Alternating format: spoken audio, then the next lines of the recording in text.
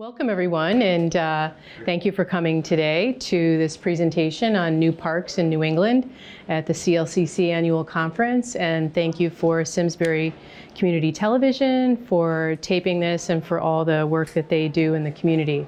My name is Susan Masino. I'm a professor at Trinity College. I'm a joint appointment in neuroscience and psychology, and my official title is Professor of Applied Science.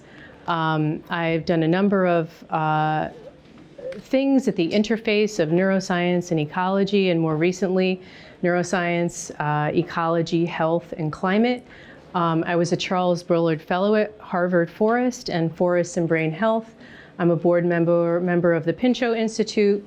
I'm here today as the county coordinator for the Old Growth Forest Network, and I'm on my local Open Space Commission, and I'm also on the Governor's Council Science and Technology Working Group. So I really bring kind of a variety of perspectives to my work, and I'd like to share with you a little bit of that today, and also a little bit of an update on a recent report that I believe you all have a state summary and the executive summary of a report on wildlands in New England.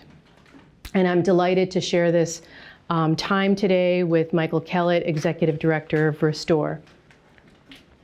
So as I said, I really have been working in recent years at the intersection of climate, ecology, and health, which are three interrelated problems, and we need to think of common solutions to those problems.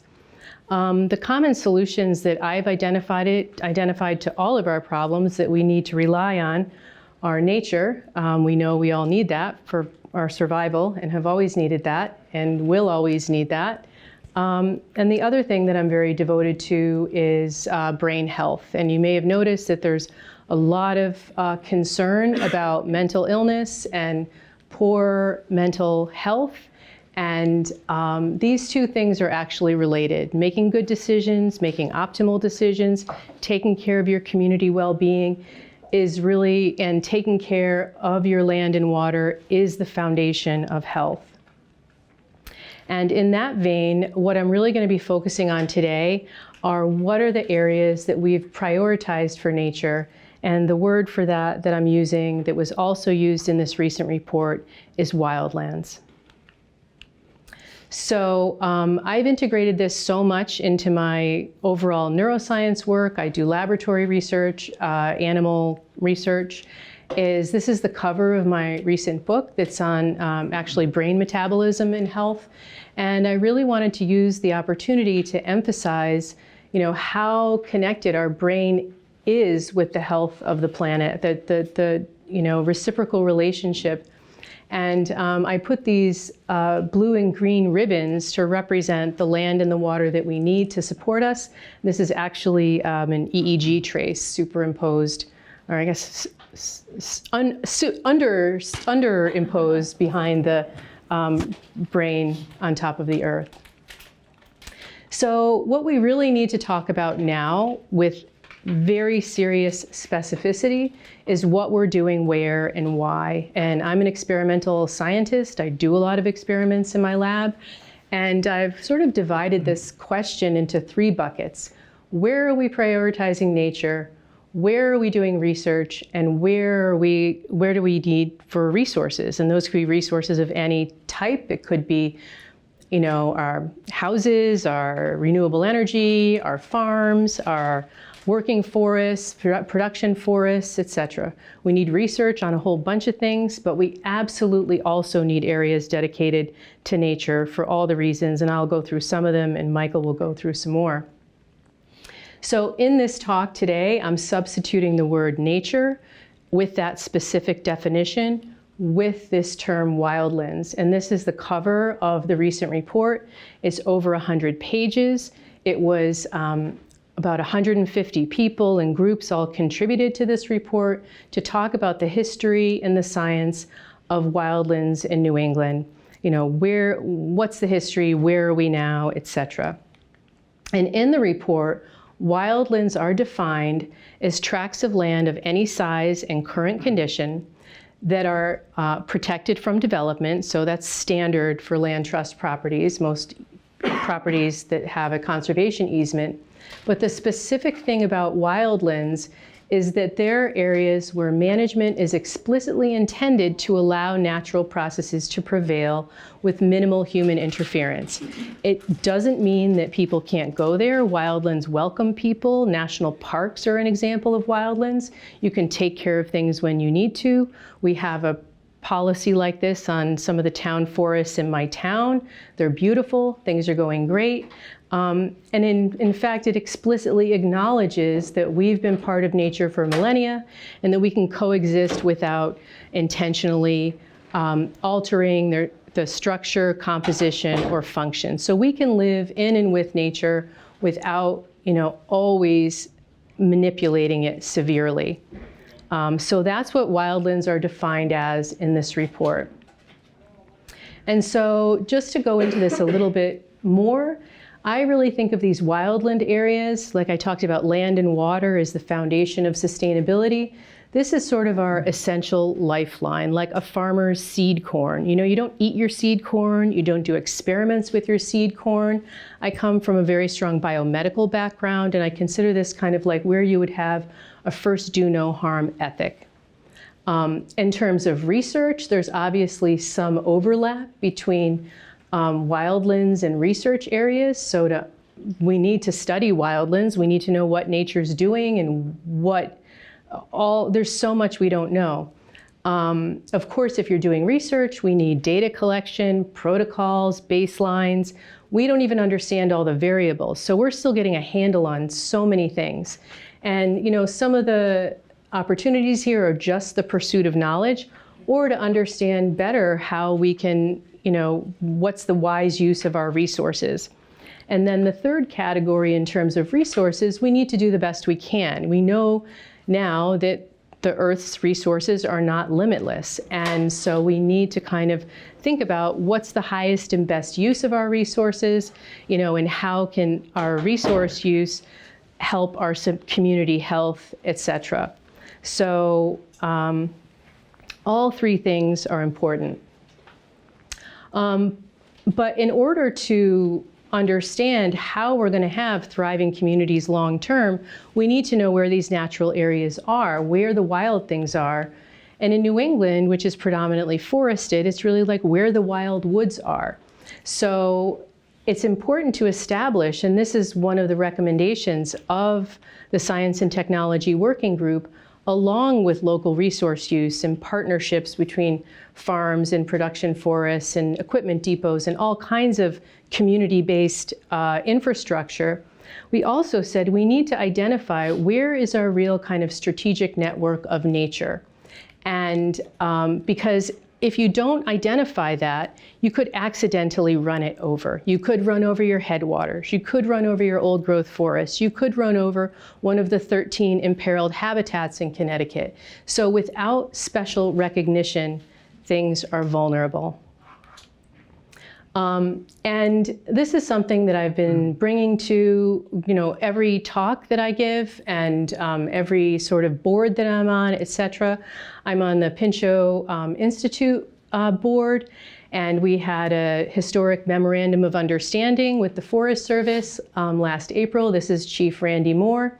And so I talked to him about the importance of understanding the relationship between forests and water in climate regulation and climate stability. The importance of health is one of the values of these natural areas that's becoming more and more important. And one quote that I think is important to remember from Gifford Pinchot, who was born in my hometown of Simsbury, he's always kind of associated with the term wise use. But one of his quotes, which is, I think, extremely prescient, is the forest comes first. So it's almost like a farmer's seed corn, right? You have to have these areas that are sort of your, fundamental areas. And the other way that Gifford Pinchot was really visionary was he said water is one of the really most important values of our forests, and we're not appropriately taking that into account. And that's a total separate issue. So just to share with you how old forest ecosystems are, the world's oldest fossil forest, this is from December 2019, was found in New York, and it's magnificent, this like whole complex root structure. This fossil forest was dated at 382 million years old. That's before dinosaurs. So this is an incredibly resilient, powerful ecosystem that keeps on recurring. And in fact, since then, just this January, an even older one was found about an hour from this one. It's 387 million years old. So this is an old, resilient, complex ecosystem, and more evidence is piling up that forests are so critical for stabilizing the climate, not just based on their carbon accumulation, but also based on their water regulation. So if we want to think about what are these complex issues that we're kind of grappling with each in our own different kind of worlds, we need to realize that we can't solve them individually. And this is something that I really tried to bring to the fore as part of the Governor's Council. It's something I've been bringing to my work as a kind of interdisciplinary scientist. And we need common solutions to our problems in health, ecology, and climate.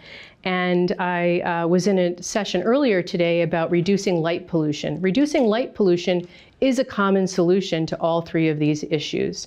Inexpensive, can easily be done. We just need to have the will and the courage to say what is an aspirational policy for light use and reducing the negative impacts of light on us and our wildlife and our energy use, excessive light or inappropriate light.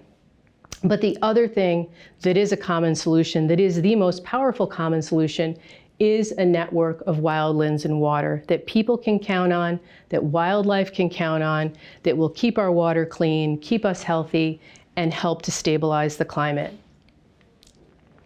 I wrote a paper a few years ago in collaboration with an IPCC climate scientist and a senior ecologist, and we tried to identify where are areas where we're simply protecting natural processes. And we found that it was difficult to find even words for that. And so we coined a term called proforestation, which means where are areas, what are the benefits of, and where are areas where we're simply letting natural processes thrive. It's not banning people, it's not banning management, it's a very common sense approach. And it's been cited by over 100 other peer-reviewed papers internationally. And in my town, as part of the Open Space Commission, we picked what areas we intend to be natural areas, and we developed a policy called natural area stewardship, which is something that land trusts could adopt on suitable areas, or towns could, or the state could, which is basically a well-referenced 4-page policy that talks about essentially a medical approach like watchful waiting. So you keep an eye on things, there's a problem, you fix it, there's a safety issue, you fix it, and everyone's happy, we're saving money, and these places are beautiful. So it's really a common sense approach to protect these areas, and this natural area stewardship policy qualified just these pieces of our town forest to be on the wildlands map that I just gave you the executive summary about. In terms of what do we really need, how much of these natural areas do we really need, international recommendations from scientists are that we need at least 30% of our land and water in a natural or near natural condition, just to keep these kind of lifelines going. And other scientists, E.O. Wilson and a kind of other big international effort, is talking about half Earth. It's almost like your body, your skin. If you're burned, how much of your skin do you need left to be able to possibly survive it? Ironically, I think it's about 30%. So that's just a little factoid. This is something that we really need to get serious about. And when I show you the rest of my talk, you'll know why. E.O. Wilson himself did a phenomenal body of work called Consilience. And in my sort of liberal arts world, I've been talking to atmospheric physicists, engineers, public policy experts, health people, all kinds of things. Everyone is coming to the same conclusion. And Wilson's point was, when you have multiple disciplines all coming to the same conclusion, he called it the unity of knowledge or consilience, and one of the kind of more colloquial ways of describing it is the jumping together of knowledge from different disciplines onto the same conclusion. And that's where we are at. So if we want to look at where are the wildlands in New England, because you're probably wondering, where are they? This interactive map is all available online. The full 112-page report is available online. And so this is a map. All the blue areas are areas that either have a permanent protection as a wildland or have a policy or an administrative designation, which is considered weak protection, but they still have a current wildlands intent. So just to point out a couple of features of this, you can see that this kind of thread going through here, that's the Appalachian Trail, which was originally sort of founded as a wilderness way. There are some federal wilderness areas in the Green Mountains and the White Mountains. You can see these are the areas in Connecticut. You can see Rhode Island just has that one tiny speck right there. But this map, when you first look at it, it looks like, okay, well, there's a lot of blue blobs on there. But the way the pixels work on the graphics, these blue blobs are much bigger on this map than they are in real life. But I wanted to show you this first just to give you an overview. And I also want to emphasize that we're trying to get other properties on the map. If there's properties that we missed, it was like a 3-year effort. Mostly I was trying to find properties to put on the map. So there may be properties that have some kind of intent that aren't on the map. It's important to get them on the map because this is how we're kind of stitching together a network that people and all species can count on. So before I show you the more specific maps, I wanted to just share with you an overview of the current land use and allocation in New England, where we have this dark red is developed, this yellow is agriculture, which, I think we do need more farmland in New England. We have a lot of forests, so it's like 77 to 80% forested. A lot of it is unconserved forest, a lot of it's private. Woodlands are sort of mixed use forest, which are open for timber production or research or kind of any of those buckets that I shared with you. And so the wildlands are just this, I'll just go it over here, just this thin green line here is the only land that we were able to identify that has a wildland intent right now. This is not nearly enough. This was staggering to me as someone who already knew that it was very low. And so right now it's just 3.3% of New England.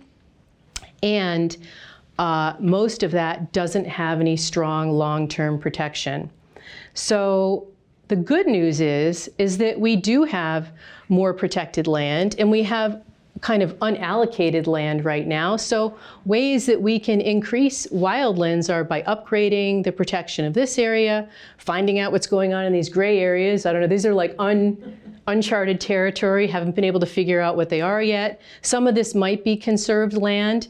And then, this is unprotected land. So we could protect some of it for maybe we need more farmland, maybe we need more woodland, but we definitely need more wildland. So we need to figure out a way to kind of shift this for all of our long-term well-being. As I said, 77% is what we have to work with right now.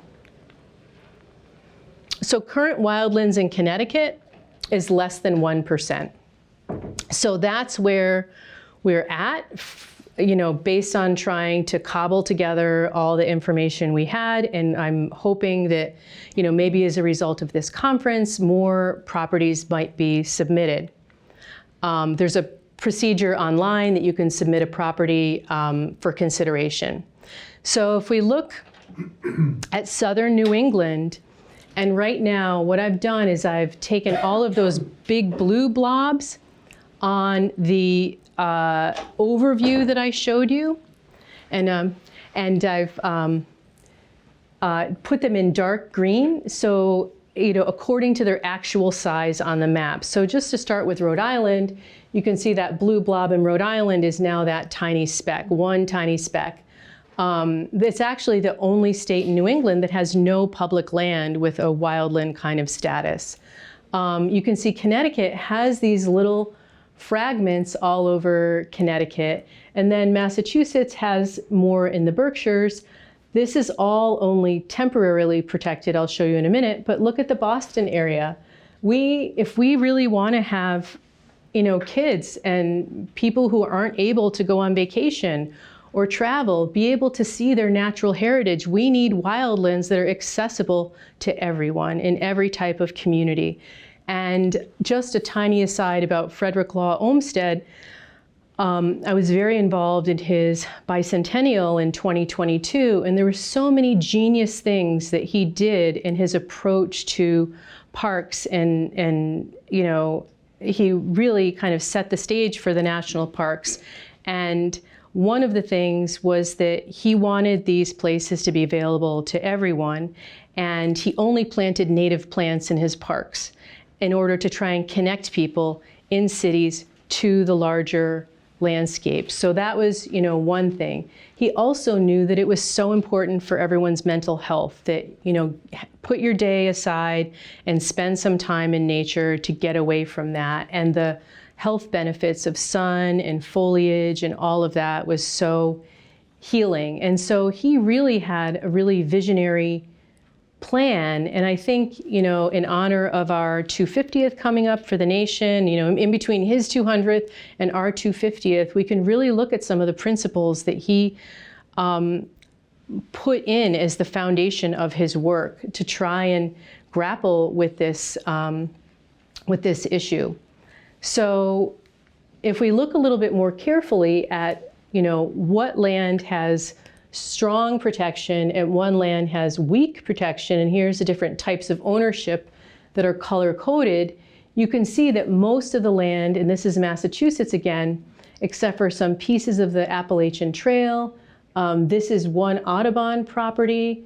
I think there's a couple pieces here. I forgot what the ownership is there, but there's really not much that has strong long-term protection. And again, what about people in really densely populated areas?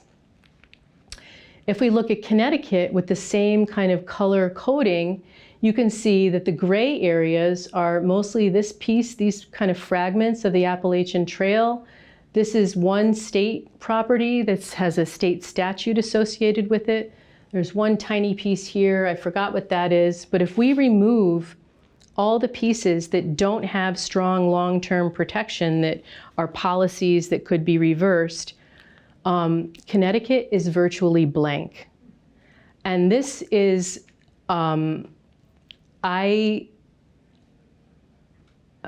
we need to understand what this means, and I think we need to have a collective conversation about how to resolve it so that we can have these lifelines of land and water that we all need.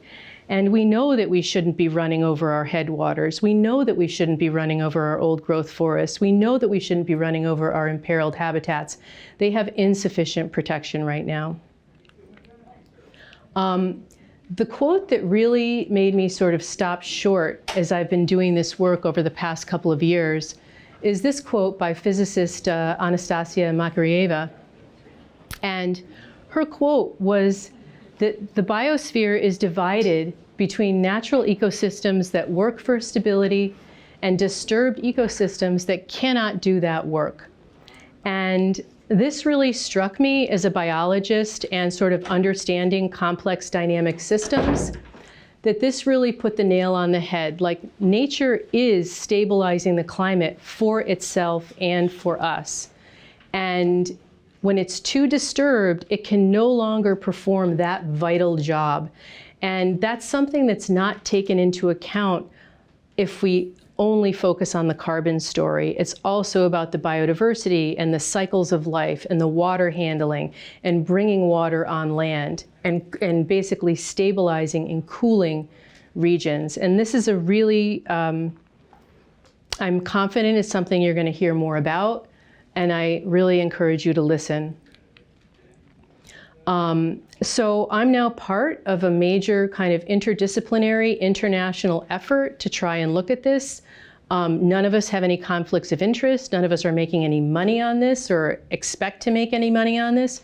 But it's literally scientists who have come together, who have all come to the same conclusion and found each other and said, we have to get this message out there seriously, because if we don't, we will take serious wrong turns in terms of our efforts to stabilize the climate. I also want to emphasize that every piece makes a difference. I know I'll often hear, well, that's not special. If it's a place you love, it's special. And everyone needs a place they can love. So I think some of the actions that we really need to think about right now, and as recommended by the IPCC, the IPCC used the term ecosystem integrity as like a #1 priority in stabilizing the climate. So are there areas you can upgrade ecological integrity? An example of that would be going from a lawn to a pollinator garden. You know, going from traditional ag to more kind of organic or regenerative ag, or allowing a forest to just be a natural forest with proforestation. That would be the, you know, full expression of ecological integrity in New England. We also need to try and not just protect these natural areas, but connect them so species can be able to move and migrate. You know, as stresses change, they need places to go, especially species that can't move much, like all the little things in the soil, all the little species that can't just like run across the street. And we really need more data. We need to do more monitoring, you know, collect data, intervene as needed, but we need more information about these natural systems. Some of the questions that I think are really have been kind of vexing me in terms of our plans to do so many things. Where's the long-term data proving that there's going to be a benefit? You know, I come from a first do no harm perspective where the burden of proof is on the intervention. So that should be our standard, like a medical standard. Also, in all of my research, I always have control groups. You have to have matched control groups to know if what your intervention is doing.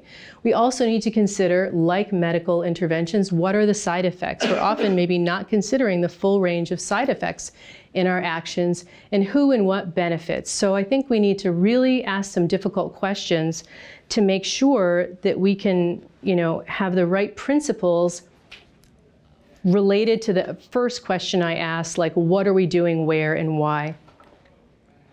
And then the final kind of, I think, point is that we need a real bold vision, a conceptual reframing of what are our lifelines.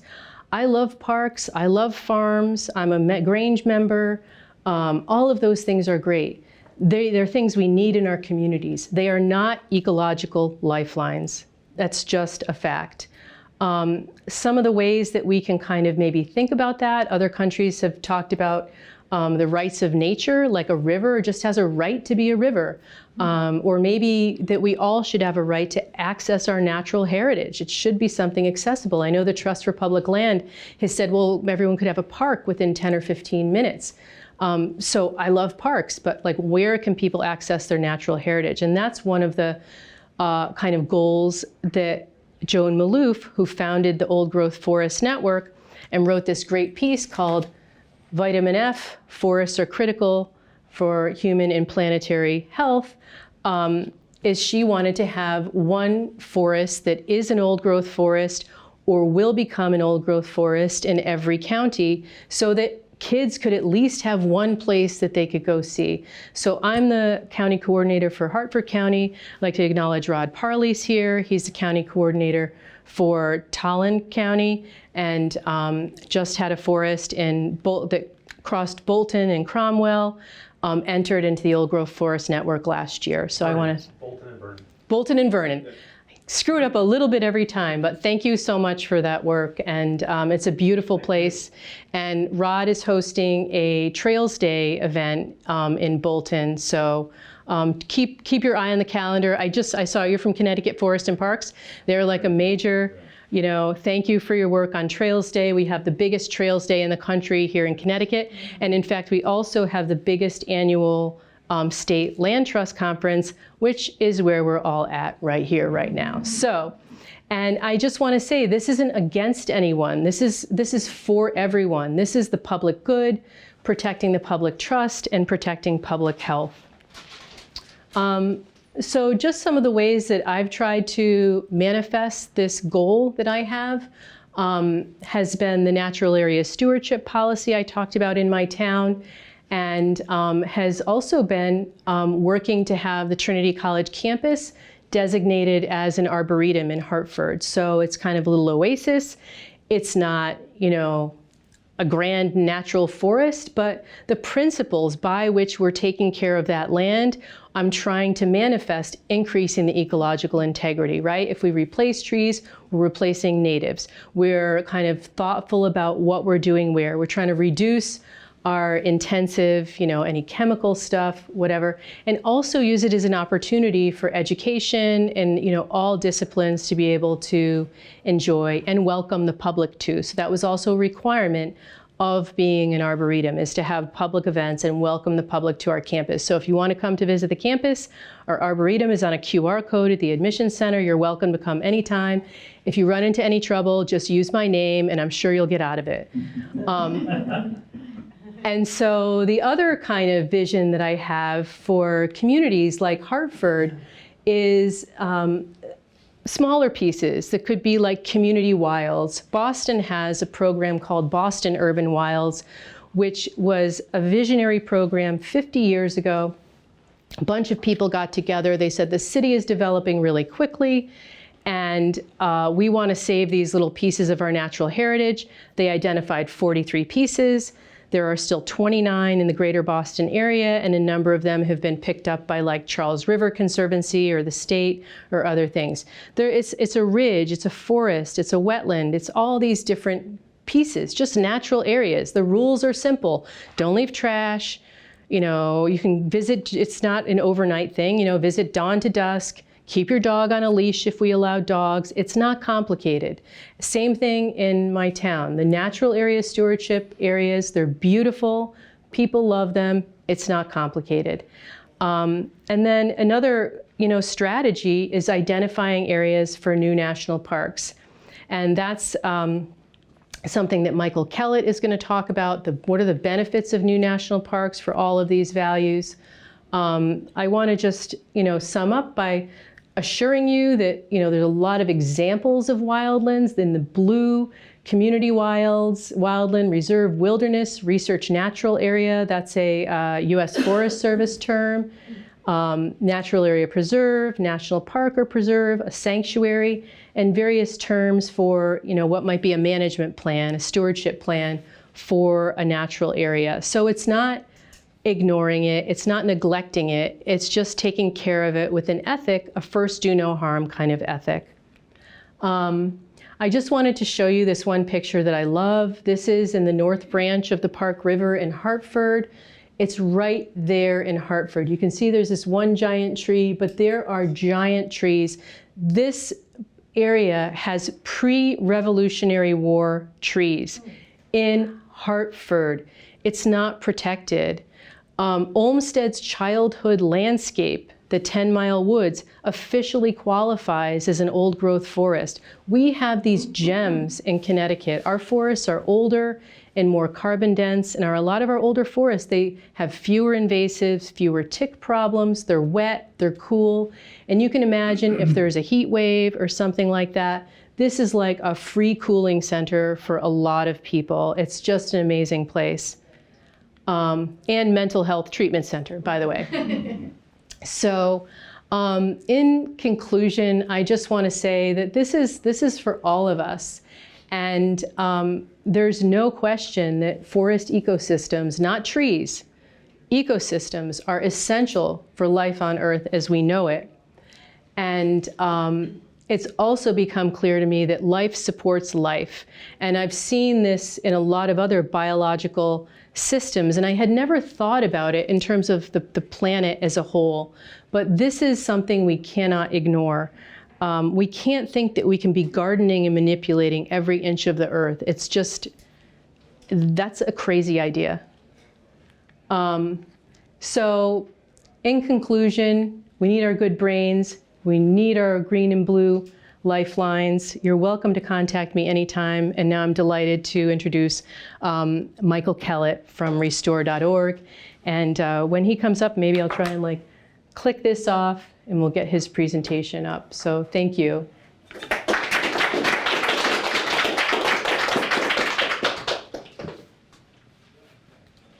Are you taking questions, or are you waiting till after both of you present? I'll take a quick question now. Sure. I was just curious. Andy Bicking, I'm the new executive director at Connecticut Forest and Park Association. Could you clarify your comments around how wildlands can be managed and what you would consider appropriate management? Being new to the state, I mean, it's no surprise we have a strong community of foresters. Within the forestry community, there's a lot of different schools of thought of land management. We have people in the state who think we should just leave certain parts of the land and open spaces alone. Where do you see those forces coming together to get the kind of benefits that you were communicating? So I think we should, we should set aside areas that we intend to be natural areas. And then if we have areas that we intend for wood production, that's, great, identify those areas. And then we could have research areas that are kind of, in between the two. In terms of what kind of management or stewardship we're doing in the natural areas, it depends on what kind of natural area it is. If it's a forest, like in our town, you can look at the natural area stewardship plan. It sort of is a whole document identifying what you would do when and where. Is there a safety issue? Is there an erosion issue? Is there some kind of invasive issue that you can fix? So there's a range of things. Just like in a forever wild easement, you can make it a forever wild easement where you're not allowed to do anything, or you can say you can deal with invasives. There's a range of options. Right. Okay, thank you. Yep, you're welcome. Susan, All right. Can I just add one other thing? It's kind of a comment instead of a question, but the Connecticut Notable Trees has the largest database in the country, second to California. You might want to mention that. If anybody sees really big trees that they can measure that they think are notable, you can actually go to this website and see the biggest trees in your town based on each species. And it's amazing, the Connecticut Notable Trees website. Yes, thank you. Yes, Pincho sycamore right there. There you go. Yep, absolutely. All right. Okay. Thanks, Susan. I'm Michael Kellett. I work for Restore the North Woods. We're a regional, don't sit on that one, that's got coffee spilled. Oh, wore my brown pants. I think it's dried up by now, but we're a regional organization. We're a membership organization, and we're funded by our members. We don't have a lot of money, but we work with volunteers, and Susan is a good example of somebody who's weighed in and worked with us to do a lot of really good stuff. So this is something we've been working on for a long time, is to create new national parks. And I passed around a brochure from our proposed Maine Woods National Park, which was our first national park proposal. But I'm going to talk more generally because, is it this one, this way? No, okay. Just to go back real quickly to what Susan was talking about, what national parks are wildlands for the most part. People think of Yosemite Valley, or they think of the Old Faithful at Yellowstone, and they think of in Acadia that have crowds. But in reality, about 85 to 90% of national park lands are wild. 50% of national park lands are wilderness, in fact, and most of them are roadless wild areas. So even like Yellowstone, you can go to Old Faithful, it's crowded, but you can walk an hour outside of the crowds, and you can get away from people. So They are wildlands for the most part. But this is the findings of this study that Susan was a part of. All the reasons why wildlands are important. I won't go through them all, but because Susan did. But this is why national parks are so important if we want to protect and restore wildlands in New England and around the country.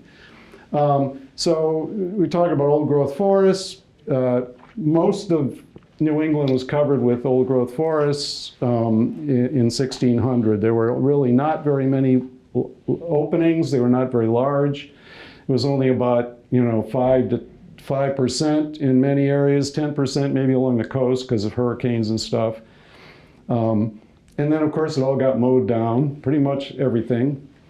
And then it started growing back, and because it was originally turned into farmland for the most part. It wasn't great farmland, good enough that they didn't want to go to Ohio to find better farmland, so a lot of farms grew back. Today, we're to the point where the former farmlands and former woodlots and whatever have grown to the point where we've got large areas.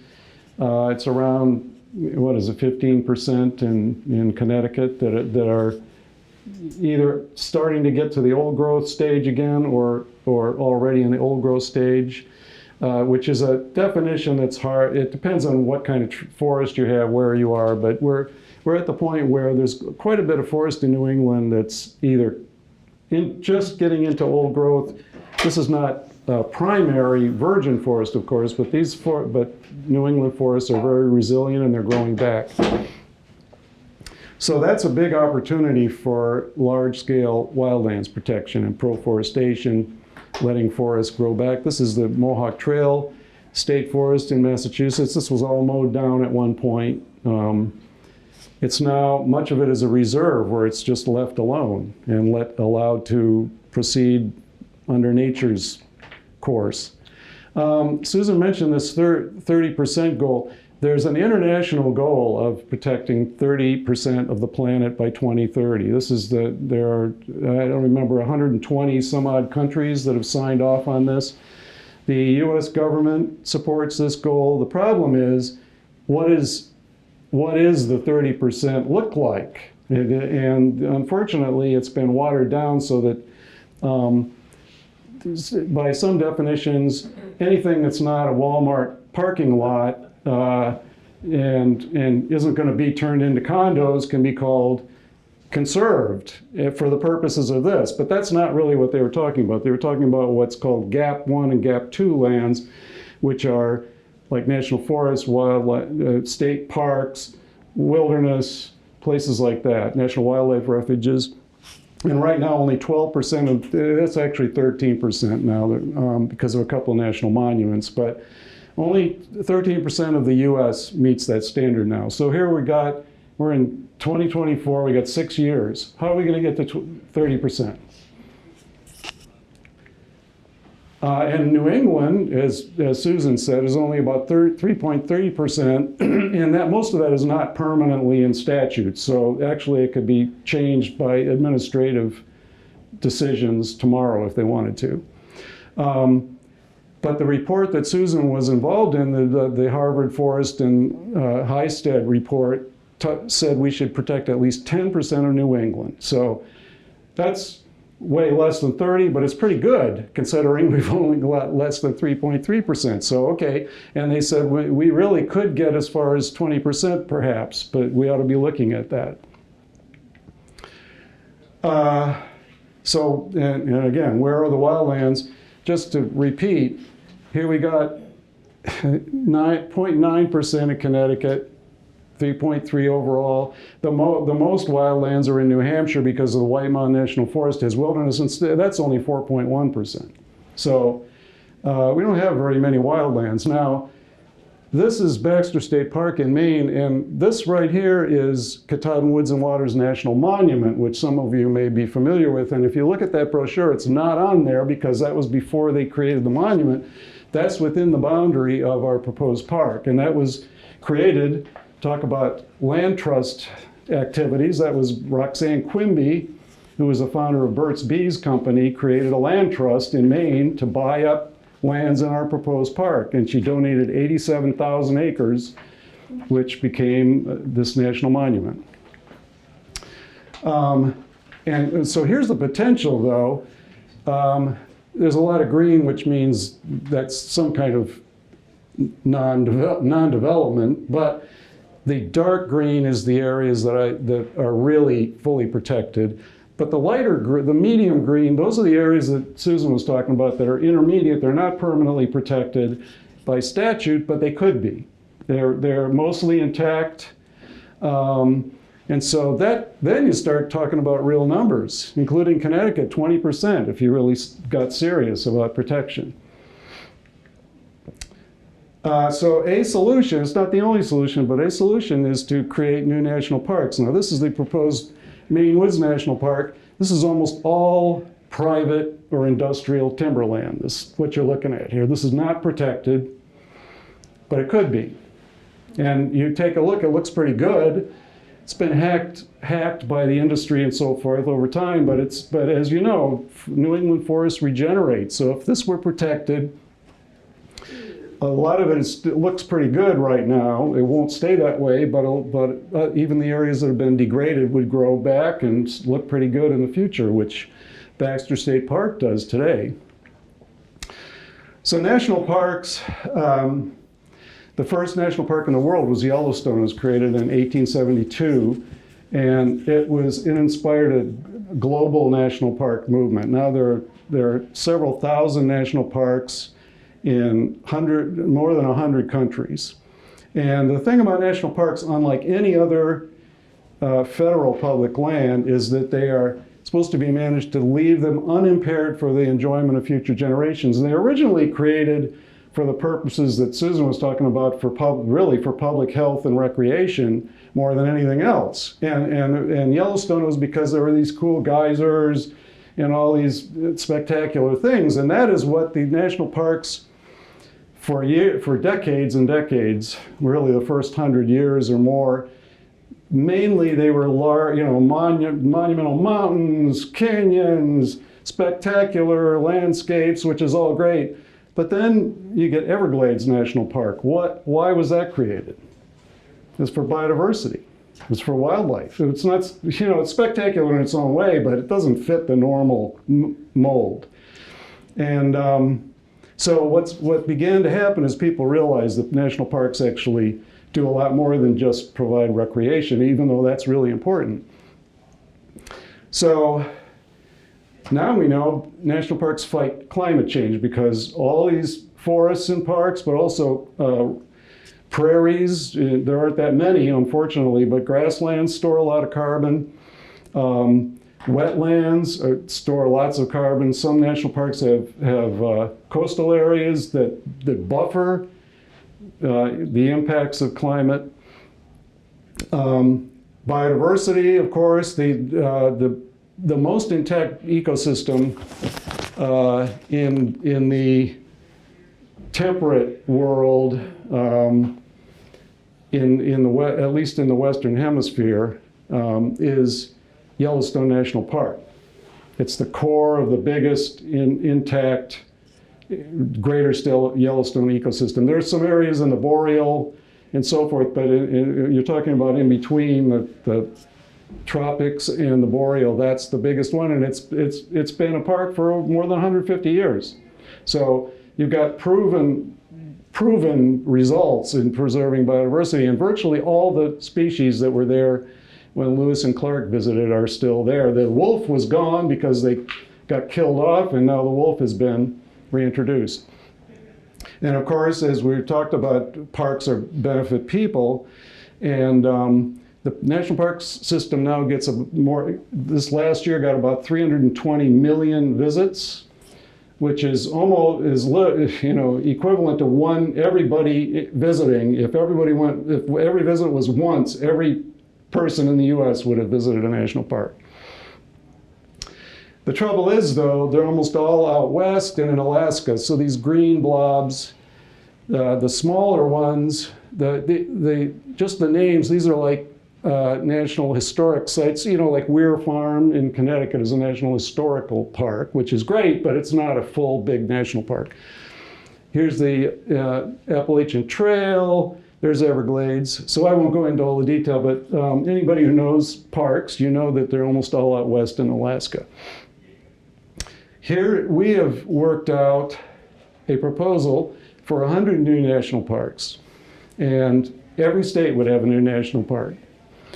And this would triple the size of the national park system. And from like 85 million acres to about 240 million acres. And this would take us, this added to existing protected areas would take us to about 20% protected in the US. So we'd be 2/3 of the way to 30%. There are other things that can be done to get us to the last 10, but this, in one fell swoop, we could hugely increase the protection. Can I ask what Connecticut's is? Well, I'm getting to that. Sorry. And I won't go into great detail, but we took a look at, we need to change how we look at national parks officially, because the official national park criteria are still basically, you know, one big mountain, one big canyon, and, you know, it has to be a big blob of square public land, or you can't do it. The reality is there is no rule. If you look at all the national parks, actually, there's a huge variety, and all of these criteria fit some or all of the national parks. And so we looked at areas that fit, really all the areas fit to some extent all these criteria. And in the end, you got all of these areas almost are threatened by development or resource extraction or other damaging things. About 3/4, I think it is, of the lands we're proposing are already in public ownership. Most of them are federal ownership. And a lot of them are already proposed by some group somewhere as a national park, or they have been, or they've been studied and recommended. So I think I forgot to take that slide out because it's a pretty picture. And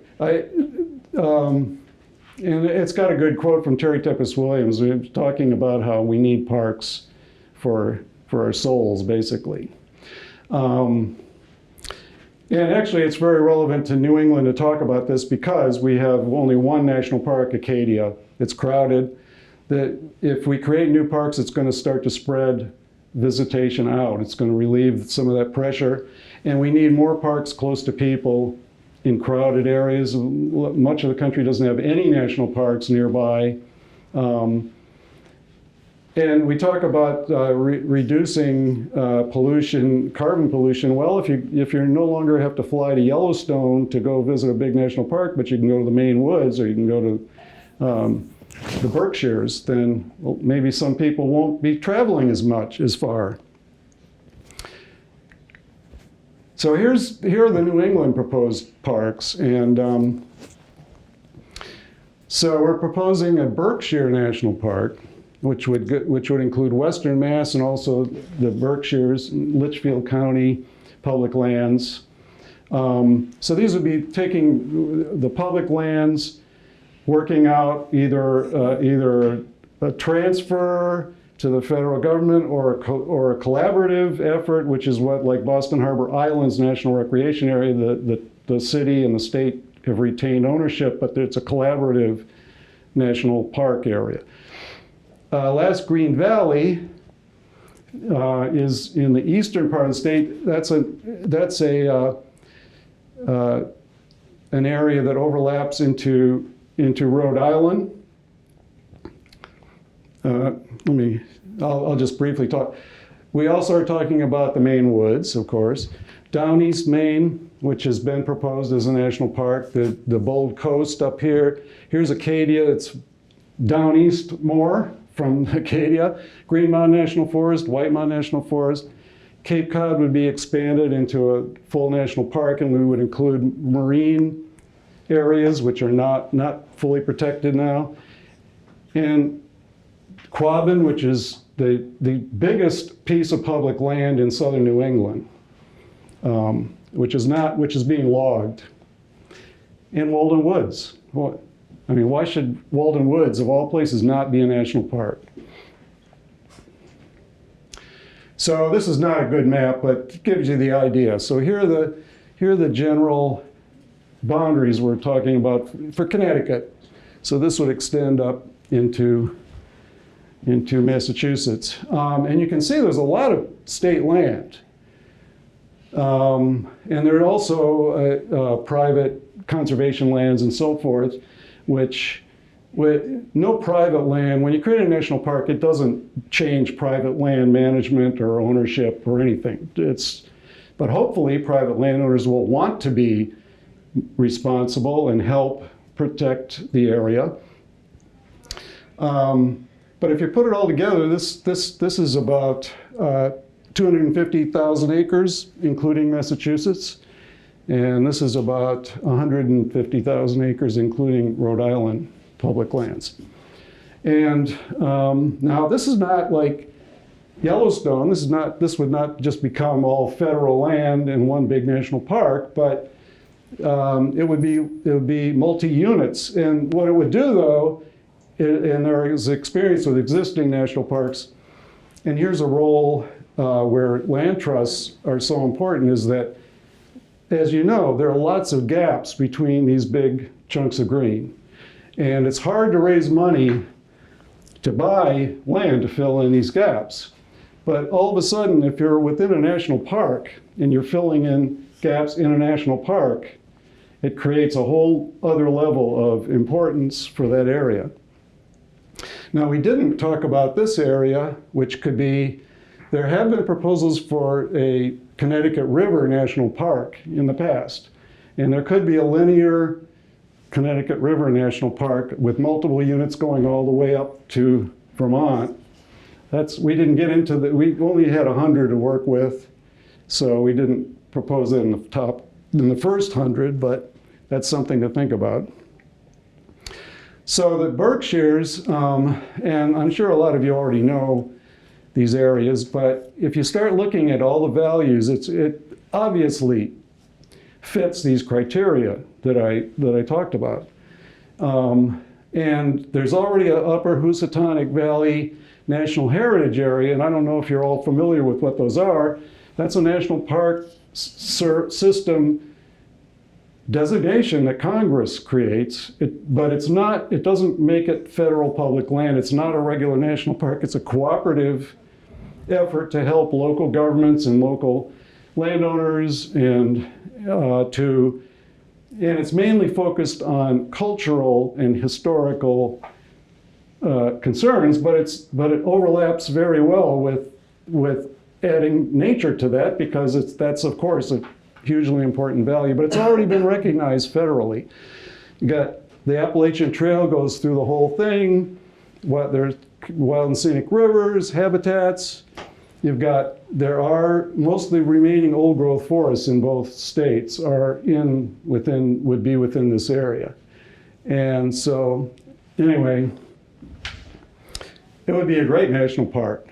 And the Last Green Valley, it's not that well known as an area, but the Nature Conservancy has identified this as a really important area. And it's the largest remaining tract of intact coastal forest between Boston and New York City. Now, it's not all wilderness, it's not all public, but they're good-sized chunks of public land and intact private lands and conservation lands.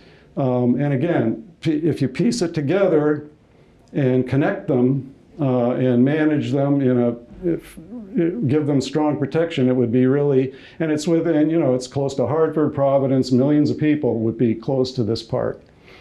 And there's also a National Heritage Corridor that in fact, it's called the Last Green Valley. And about 84% of this area is still undeveloped, and it's forest, farmland, other open space. And now the way that I already mentioned that you can do cooperative sorts of things, basically with national parks, other than that, as I showed with Yellowstone, the mandate that it has to be unimpaired for future generations, there are a lot of variations on national parks. Each national park is created by Congress, and they can choose. And for example, in Alaska, because hunting, especially, in some cases snowmobiles for subsistence, is a big deal, they created national parks and preserves, and they zoned between, part of it is a national park, part is a national preserve. You can't even tell if you're actually in the park, but the preserve allows hunting. It can allow, in fact, it can allow all kinds of things as long as it generally keeps the area intact. And it's because there are traditions, and now in the eastern United States, and pretty much all these areas we're talking about, there's probably going to be some area where there's going to be traditional uses where people are not going to want to give it up. And in reality, the most important thing is to protect these areas from resource extraction and those kinds of destructive things. So if you're not talking about trophy hunting for wolves or things like that, I don't see any reason why you couldn't zone these areas. We thought the Maine Woods National Park could be probably 50-50. And in fact, the Katahdin National Monument, that's what they did. They zoned 50% is open to hunters and snowmobile. The other part is like a national park. And it works very well. And here's a good example. The latest national park that was created was New River Gorge, which used to be a national river, which is sort of like a national seashore like Cape Cod. And they redesignated it and plan expanded a little bit. And the river corridor and other important areas that get heavy use is a park, but then other areas are a national preserve. And the important thing here is, this is West Virginia. This is a super red state. You had Joe Manchin was the most liberal member of the congressional delegation. He's no liberal. And yet, they got support from the Department of Tourism, from local state business leaders, from the legislation was introduced in the House by Republican members from West Virginia. It was supported by a Republican governor, and the bill passed in 2020 to designate this area. And the local people love it. And so this is actually people think, it's got to be this big solid blob. Here are two examples where it's not. Here's Acadia. And if you've been to Acadia, you probably went to Bar Harbor in the main Mount Desert Island. But there's also a totally separate piece over on the Scoodic Peninsula here. There's also a total separate piece on Isle of Ho. And we don't have a more detailed view, but many of you may be aware, there are a bunch of holes in this green where it's privately owned. And, but there have been additions to it by land trusts buying land and donating it or selling it at low cost to the National Park Service. This is Big Thicket National Preserve in East Texas. Here's Beaumont. This is scattered over about 1 million acres, and it's got like 13, or I think it's 18 units. It's about 100,000 acres. It's National Preserve because they have hunting and they have oil rights that were pre-existing that they couldn't get without just unbelievable amount of money and political problems. So but in reality, they haven't been doing much drilling because they weren't really that good anyway. The rights were not that valuable.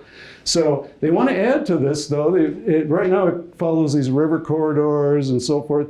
They want to add to these pieces, and it hasn't happened, but there was pretty bipartisan support.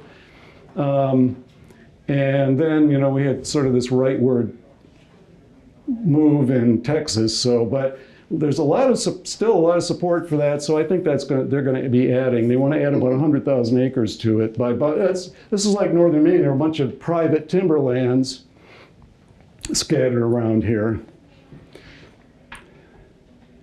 So I think I mentioned the way you create national park units is either full national parks and seashores and all those things. Congress has to pass legislation. They pass a bill, and it designates that this is a national park. And at the same time, you can designate wilderness, which is the Wilderness Act authorizes wilderness areas, and you know, the Green and White Mountain National Forests have some of the wilderness, but you can do that right in the legislation, and they have done that in the California desert. They did this when they designated new parks. And then the president can proclaim, if it's federal land, he can proclaim it as a national monument. So that wouldn't work for the Connecticut areas. It would in the White Mountains and the Green Mountains. It would, because those are federal national forests. So the president could designate it as a national monument under the Antiquities Act. And some people have talked about that.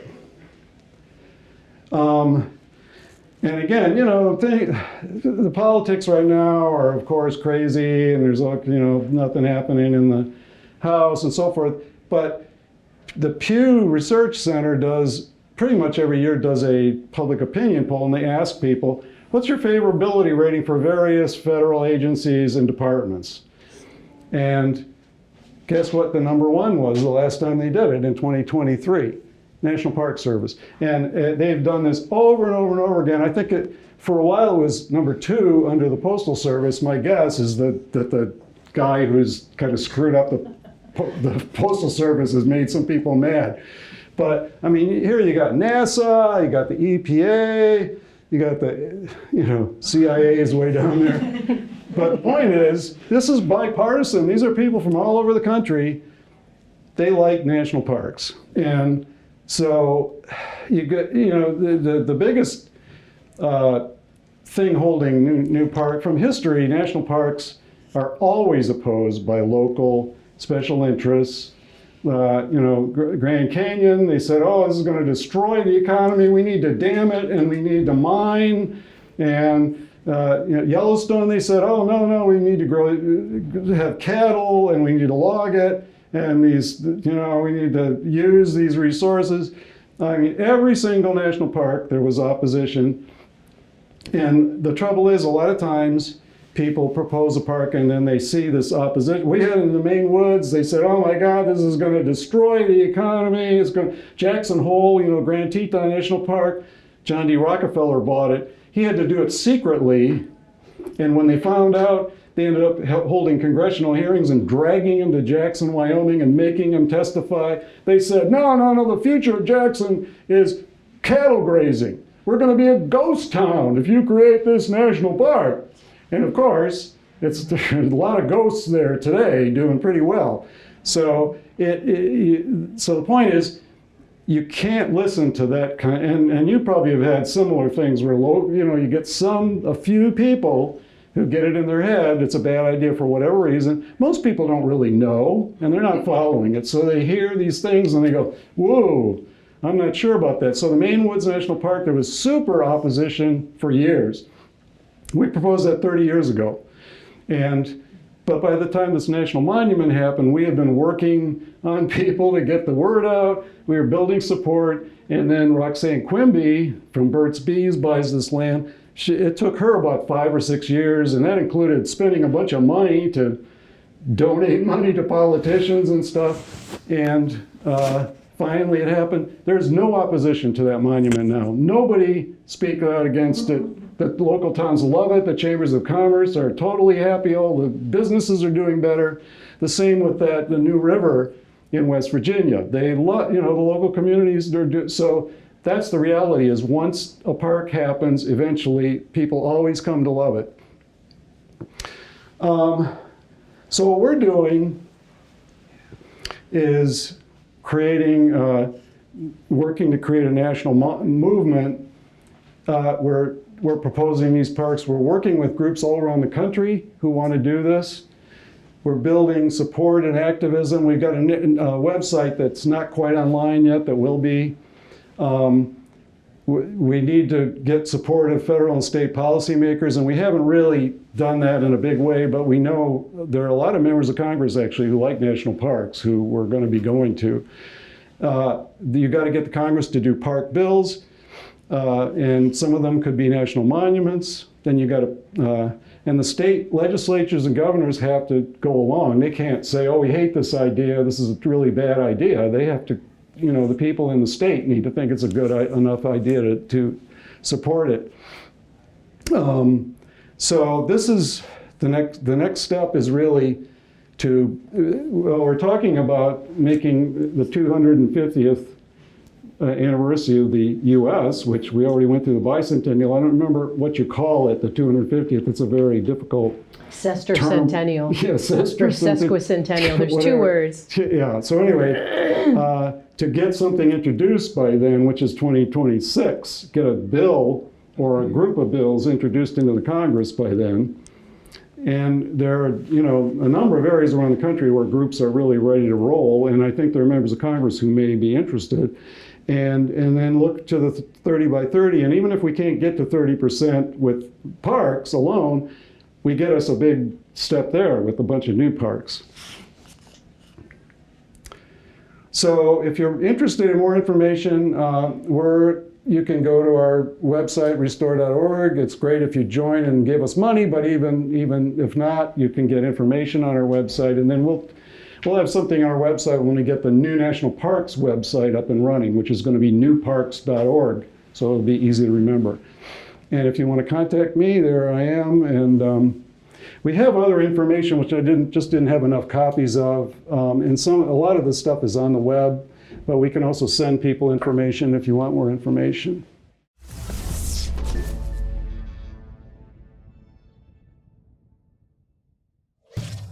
Funding for Simsbury Community Television is provided in part by contributions from viewers like you. Thank you.